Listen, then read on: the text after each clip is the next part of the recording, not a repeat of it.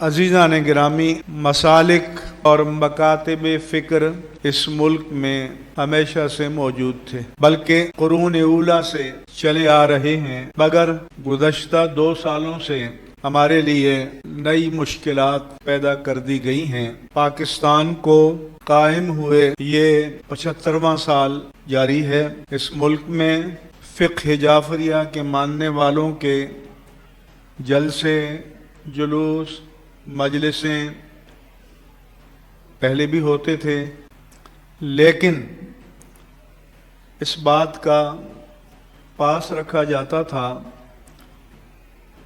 کہ پبلک اجتماعات میں، عام اجتماعات میں، ٹیلی ویژن پر، سوشل میڈیا پر مقدسات اہل سنت کی اہانت نہیں کی جاتی تھی۔ ان کی اپنی مجالس میں کلوز ڈور جو اجتماعات ہیں، کلاسیں ہیں، ان میں جو بھی ہو، لیکن عامۃ المسلمین کے جذبات کو عوامی اجتماعات میں مجروح نہیں کیا جاتا تھا۔ اب 2 سالوں سے یہ سلسلہ شروع ہوا۔ یہ ملک کے مفاد میں نہیں ہے، قومی وحدت کے مفاد میں نہیں ہے۔ ملک جو پہلے ہی بے پناہ مسائل سے دوچار ہے،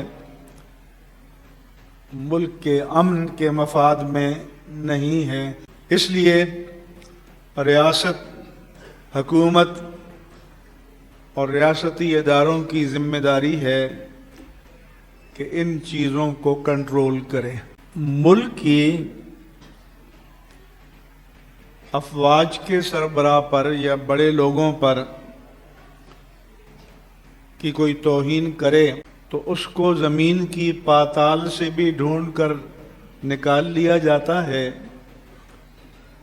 اور دینی مقدسات کی توہین کی جائے جس پر یہ سب قربان ہو جائیں تو ان کو کوئی پوچھنے والا نہیں ہے۔ قانون کتابوں میں لکھا ہو لیکن نافذ نہ ہو تو اس کا کوئی فائدہ نہیں ہے۔ ایک مسئلہ تو یہ ہے۔ دوسرا یہ ہے کہ اہل سنت و جماعت کو اب اندر سے ڈیمیج کیا جا رہا ہے۔ ہماری وحدت کو پارا پارا کیا جا رہا ہے۔ یہ کام سامنے کا دشمن نہیں کر سکتا، یہ کام وہ کرتے ہیں کہ جو مارے آستین ہوتے ہیں، یہ وہ کرتے ہیں کہ جو دامے ہم رنگ زمین بچھاتے ہیں۔